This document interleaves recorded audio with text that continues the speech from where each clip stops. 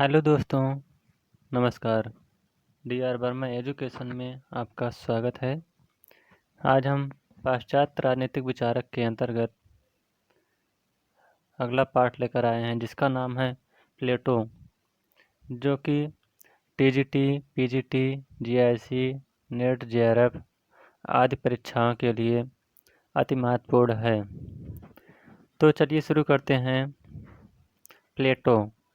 प्लेटो का जन्म 427 बीसी में और इनकी मृत्यु 347 बीसी में हुई थी। बीसी का तात्पर्य यहाँ ईसा पूर्व। पाश्चात्य जगत में सर्वप्रथम आदर्श राज्य की योजना प्रस्तुत करने वाले तथा दार्शनिक राजनीति के जनक प्लेटो का जन्म 427 ईसा पूर्व एथेंस के राज परिवार में हुआ था।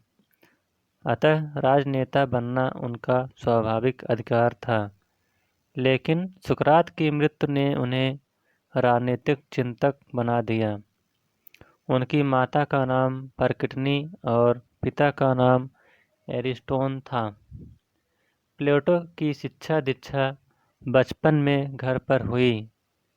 सुकरात से उन्होंने दर्शन शास्त्र की शिक्षा लिया और उनके व्यायाम तथा संगीत के शिक्षक अलग थे। प्लेटो को संगीत प्रेमी विचारक माना जाता है। व्यायाम करते करते उनका कंधा प्लेट जैसा चौड़ा हो गया, अतः उनके गुरु उनको प्लेटो कहने लगे। यद्यपि उनके बचपन का नाम अरिस्टोक्लीज था।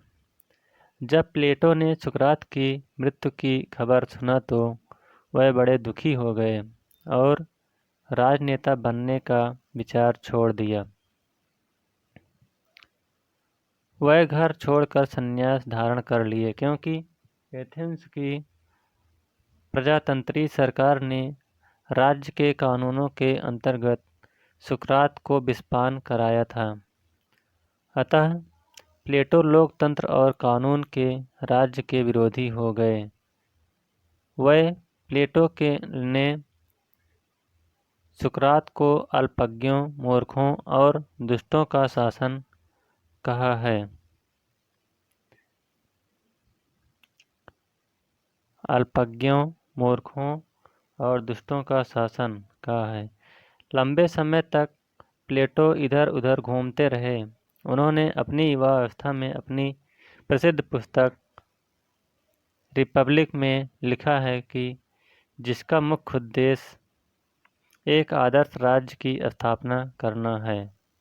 ये पूछा जाता है कि प्लेटो की रिपब्लिक की पुस्तक का मुख्य उद्देश्य क्या है, तो उनका मुख्य उद्देश्य है एक आदर्श राज्य की स्थापना करना।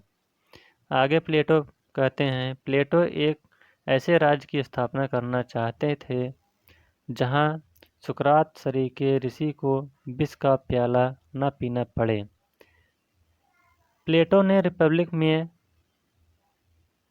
न्याय, दार्शनिक, राजा, शिक्षा और साम्यवाद का वर्णन किया है। रिपब्लिक संवाद शैली में लिखी गई है। इसमें द्वंद्वात्मक पद्धति का प्रयोग किया गया है। द्वंद्वात्मक पद्धति। प्लेटो ने निगमन पद्धति में विश्वास व्यक्त किया। निगमन पद्धति वह पद्धति होती है जिसमें सामान्य से विशेष की ओर चलते हैं, अर्थात परिणाम को पहले से ही मान लिया जाता है।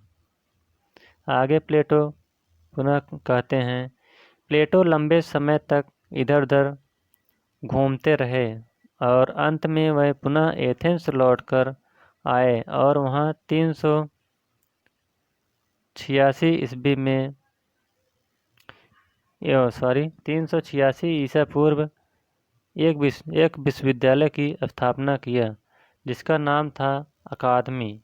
यह पूछा जाता है प्रश्न कि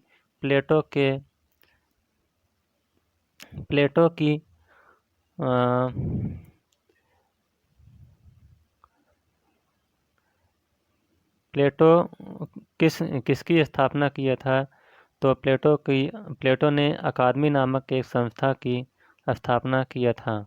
यानी प्लेटो की संस्था का क्या नाम था? तो प्लेटो की संस्था का नाम अकादमी था। इसे यूरोप का प्रथम विश्वविद्यालय होने का गौरव प्राप्त है।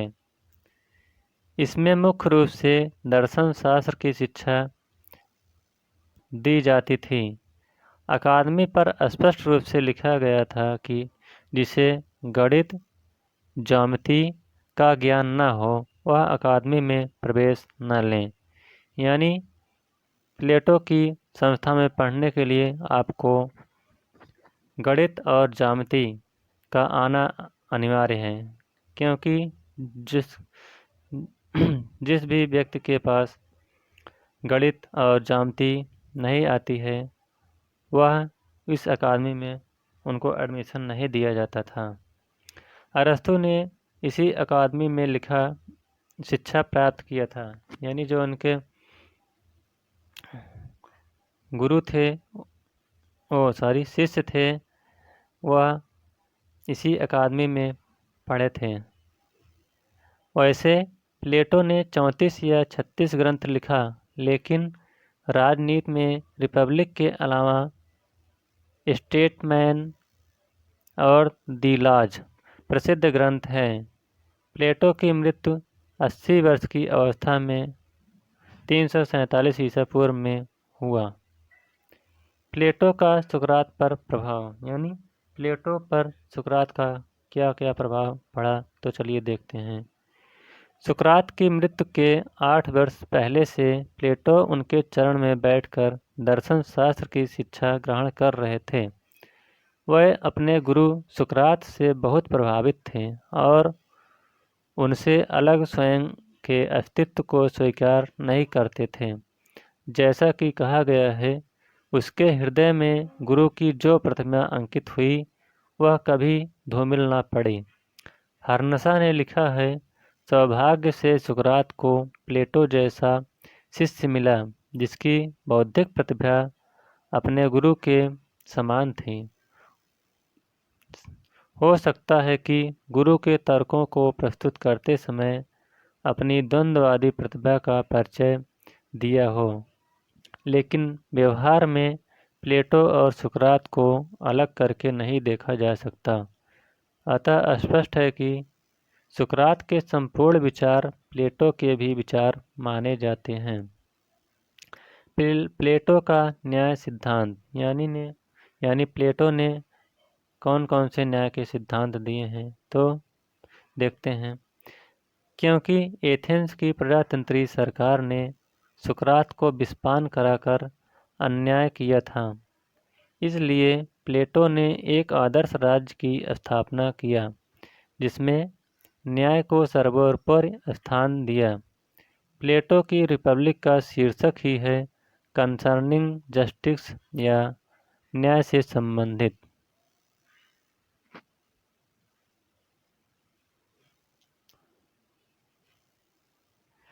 प्लेटो के न्याय की स्थापना के पूर्व यूनान में न्याय का परंपरावादी सिद्धांत, उग्रवादी सिद्धांत और उदारवादी सिद्धांत विद्यमान था।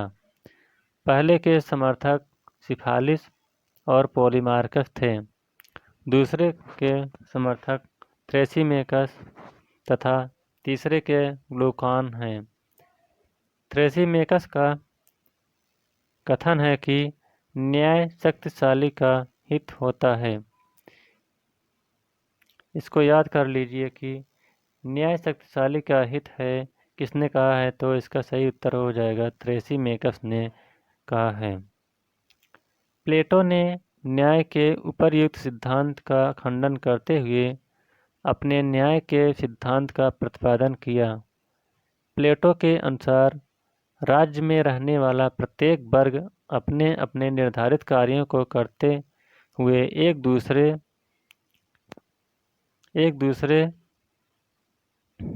के कार्यों को करते हुए एक दूसरे में सामंजस्य बनाए रखें और नीचे के दोनों वर्गों का संचालन शासक वर्ग के द्वारा हो, यही न्याय है।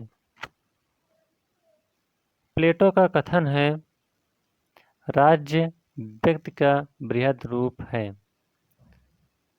तो इसको याद कर लीजिए, राज्य व्यक्ति का बृहद रूप है। यह किसने कहा है? तो यह कथन प्लेटो का है। प्लेटो पुनः लिखते हैं कि राज्य का निर्माण वृक्षों और चट्टानों से नहीं होता, बल्कि उसमें रहने वाले व्यक्तियों के चरित्र से होता है। यानी प्लेटो कहते हैं कि राज्य में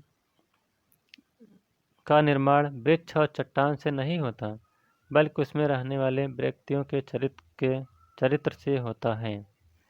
जबकि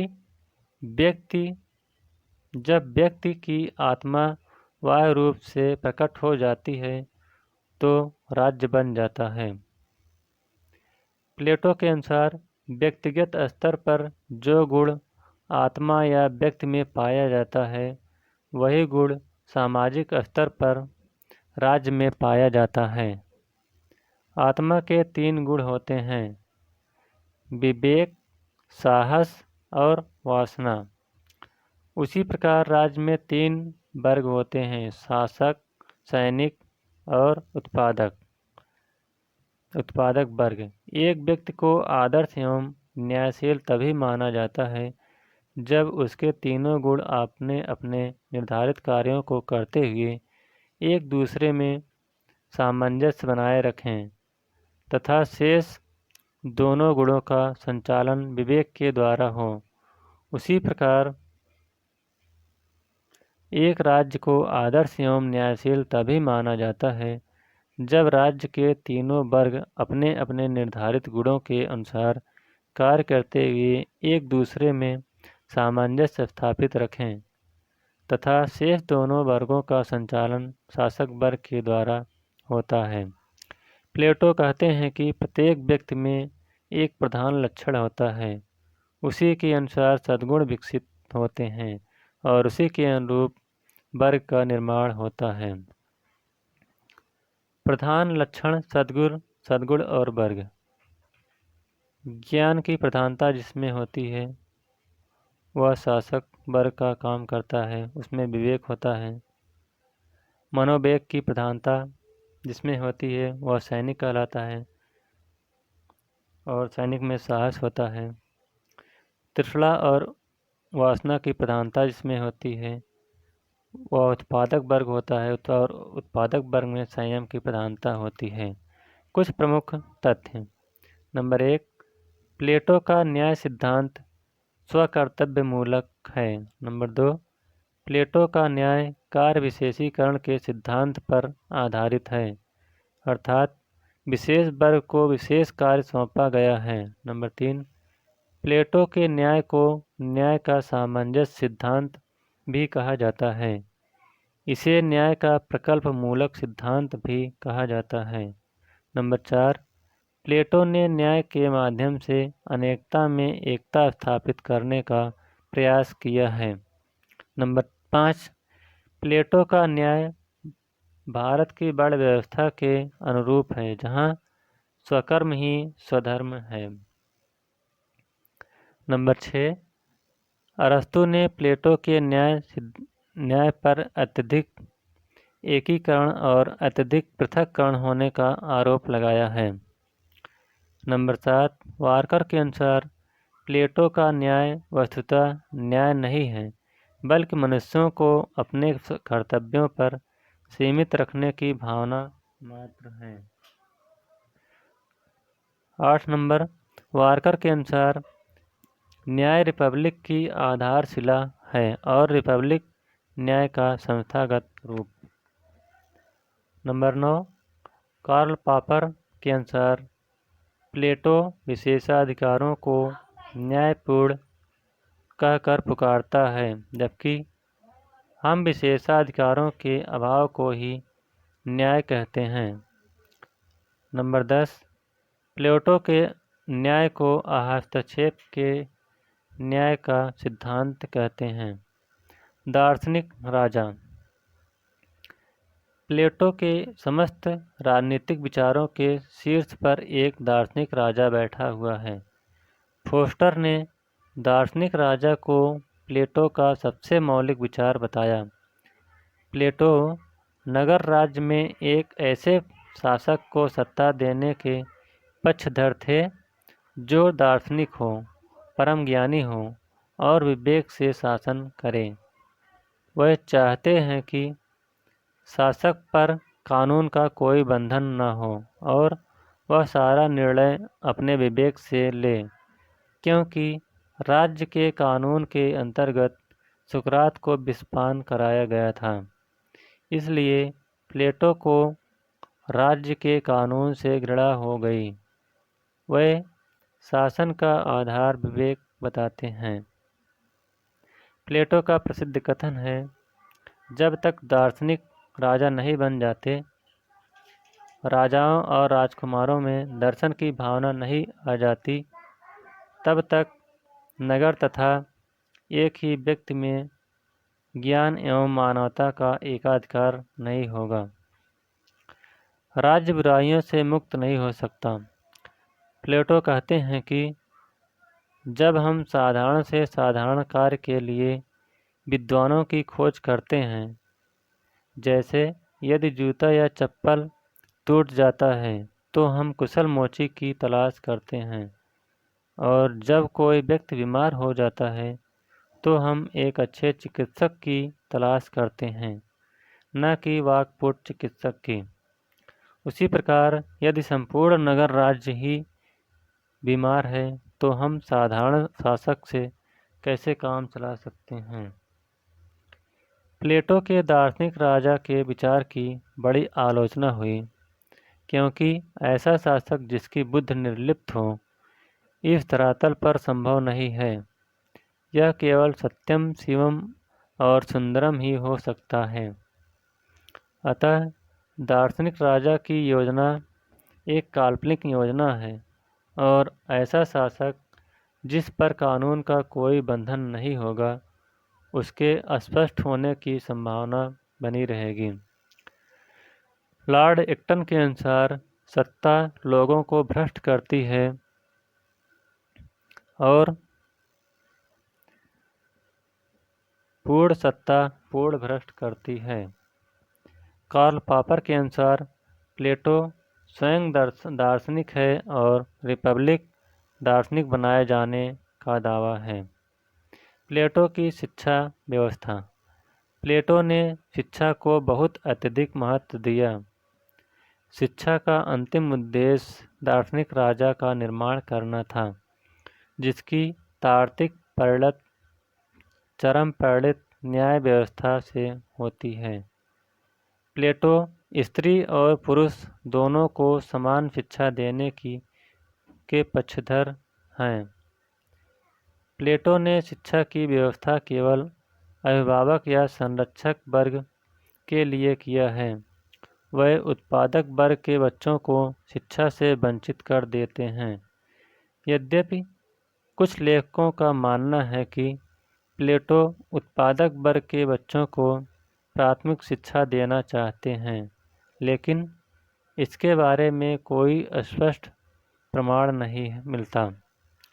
प्लेटो की शिक्षा व्यवस्था को देखते हुए रूसो ने लिखा है कि रिपब्लिक राजनीति पर नहीं, वरन शिक्षा पर लिखा गया सर्वश्रेष्ठ ग्रंथ है। जोबिट का मानना है कि प्लेटो के अनुसार शिक्षा का क्रम आजीवन चलना चाहिए। वारकर ने शिक्षा मानसिक रोगों को दूर करने की मानसिक औषधि है। प्लेटो ने अपनी शिक्षा व्यवस्था को निम्नलिखित दो भागों में बांटा है। नंबर 1, प्राथमिक शिक्षा। यह किशोरावस्था के लिए है और इसका उद्देश्य सैनिक बनाना है। इसमें प्लेटो ने व्यायाम और संगीत को शामिल किया है। प्लेटो के अनुसार व्यायाम शरीर का भोजन तथा संगीत आत्मा का भोजन है। प्लेटो ने संगीत को बहुत अधिक महत्व दिया। प्लेटो का कथन है, जब संगीत के स्वर निकलते हैं तो राष्ट्र के कानून बदल जाया करते हैं। प्लेटो पुनः लिखते हैं कि मुझे राष्ट्र के लिए संगीत लिखने दो। मैं इस बात की परवाह नहीं करता कि शासन कौन चला रहा है। नंबर 2, उच्च शिक्षा। यह प्रौढ़ावस्था के लिए है और इसका उद्देश्य दार्शनिक बनाना है। प्लेटो कहता है कि जो उच्च शिक्षा में फेल हो जाएगा उसे सैनिक बनने के लिए भेज दिया जाएगा और जो पास हो जाएगा वह लंबे समय तक इधर उधर भ्रमण करके जीवन का अनुभव लेगा और जब नंबर आए या समय आएगा तो वह दार्शनिक राजा बनेगा। प्लेटो ने उत्पादक वर्ग के बच्चों को शिक्षा से वंचित करके एक प्रकार से शिक्षा को भी विशेषाधिकार मूलक बना दिया। प्लेटो राज्याश्रित शिक्षा या सरकारी शिक्षा की बात करता है। प्लेटो का साम्यवाद। साम्यवाद का शाब्दिक अर्थ है किसी वस्तु से निजी स्वामित्व हटाकर उस पर सार्वजनिक स्वामित्व की स्थापना करना। प्लेटो ने साम्यवाद की व्यवस्था संपत्ति और परिवार के लिए किया है क्योंकि उनका मानना था कि यही शासक को भ्रष्ट बनाता है, इसलिए शासक को दोनों से वंचित कर दिया जाता है।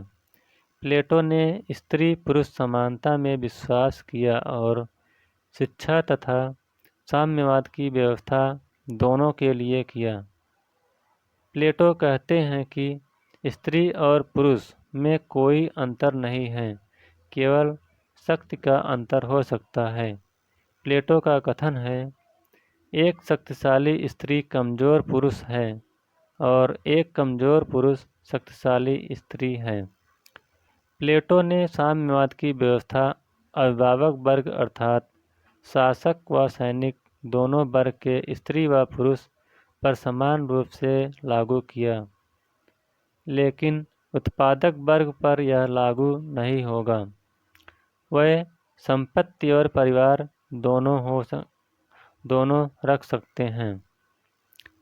प्लेटो ने कहा है कि अभिभावक वर्ग के पुरुषों या स्त्रियों के पास कोई संपत्ति नहीं होगी और वह शादी विवाह भी नहीं करेंगे। स्त्री और पुरुष दोनों साथ साथ राजकीय आवास में निवास करेंगे और प्रत्येक स्त्री पुरुष एक दूसरे से संबंध रख सकते हैं। बच्चा जैसे ही जन्म लेगा उसे माँ के पास से हटाकर सार्वजनिक बच्चों के बीच रख दिया जाएगा। माता पिता बच्चे की और बच्चे माता पिता की पहचान नहीं कर सकेगा। प्रत्येक स्त्री पुरुष प्रत्येक बच्चे के माता पिता होंगे। इससे अपनेपन का प्रेम व मोह समाप्त हो जाएगा और सभी के प्रति आदर भावपूर्ण व्यवहार बढ़ जाएगा। प्लेटो ने अपनी साम्यवादी योजना के एक साथ कई लक्ष्य पूरा करना चाहते हैं। इससे सभी अपने कर्तव्यों का पालन करेंगे, राज्य में एकता आएगी, संतति सुधार होगा, स्त्रियों को घर की चहारदीवारी से मुक्ति मिलेगी और शासक को भ्रष्ट और बेईमान होने से बचाया जा सकता है। प्लेटो के साम्यवाद के बारे में वारकर ने लिखा है, यह त्याग की मांग है और यह मांग सर्वश्रेष्ठ से की गई है। कार्ल पॉपर ने प्लेटो को प्रथम फांसीवादी विचारक होने का आरोप लगाया। नेटार्प ने प्लेटो के साम्यवाद को अर्ध साम्यवाद की संज्ञा का नाम दिया। अरस्तु के अनुसार प्लेटोवादी पुत्र होने की अपेक्षा निकट का रिश्तेदार होना आवश्यक है।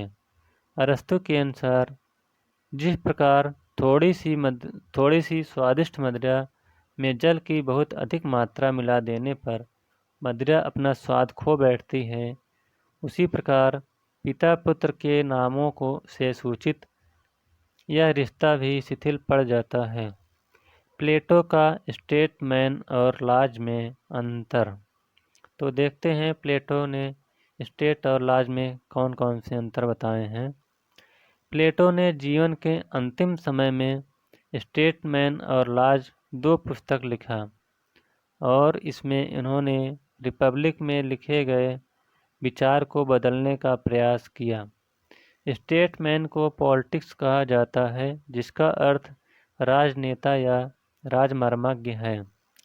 प्लेटो ने स्टेटमैन में शासक पर कुछ कानून का प्रतिबंध स्वीकार करने के पक्षधर थे। अब वह जनतंत्र की उतनी निंदा नहीं करते तथा मिश्रित राज्य के विचार को भी स्वीकार करने लगे हैं और इसका पूर्ण विकास लाज में हुआ। प्लेटो को यह लगने लगा कि दार्शनिक राजा का विचार व्यवहारिक धरातल पर प्राप्त नहीं किया जा सकता। यदि शासक पर कानून का प्रतिबंध नहीं होगा तो शासक निरंकुश हो जाएगा। प्लेटो ने स्टेटमैन में राज्य का वर्गीकरण किया। उन्होंने निम्नलिखित रूप को बताया। 2 रूप। नंबर 1, कानून प्रिय राज्य। यदि राज्य कानूनों से बंधा हुआ हो तो राजतंत्र सर्वश्रेष्ठ व्यवस्था होगी और जनतंत्र सबसे निकृष्ट व्यवस्था होगी। नंबर 2, कानून विहीन राज्य। यदि राज्य कानूनों से बंधा हुआ नहीं है तो जनतंत्र उत्कृष्ट शासन होगा और राजतंत्र सबसे निकृष्ट शासन होगा। प्लेटो के जीवन की अंतिम पुस्तक लाज है, जिसमें उन्होंने शासक को पूर्णतः कानूनों के अधीन कर दिया ताकि उसे निरंकुश होने से बचाया जाए। प्लेटो ने रिपब्लिक में जो कुछ भी कहा था उसे लाज में बदल दिया, जो कि निम्नलिखित है। नंबर 1, रिपब्लिक का उद्देश्य आदर्श राज्य की स्थापना है, जबकि लाज में मिश्रित राज्य के विचार को स्वीकार किया जा सकता है। नंबर 2, रिपब्लिक का अर्थ न्याय है, जबकि लाज का आधार आत्मसंयम है।